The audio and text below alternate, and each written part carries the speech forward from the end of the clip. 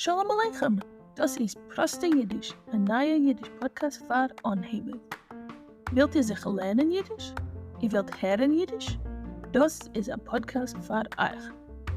Als ihr könnt schon gut verstehen Yiddish, kann sein, als der Podcast wird euch sein ein bisschen Nodnä, weil der Podcast ist befreit für NehÄbärs. Ihr könnt finden Transkripten und Vokabular in die Episode bei מערקן. Hi, welcome to Proste Yiddish, a new Yiddish podcast for beginners. Would you like to learn Yiddish? You want to hear more Yiddish? This is a podcast for you. Every episode is specially designed with easy to understand, comprehensible Yiddish, and transcripts and vocabulary are there to help you. Just click in the show notes.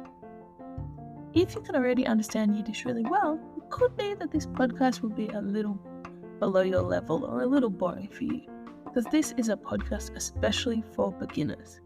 But if you're a beginner wanting to hear more Yiddish, welcome to Proste Yiddish.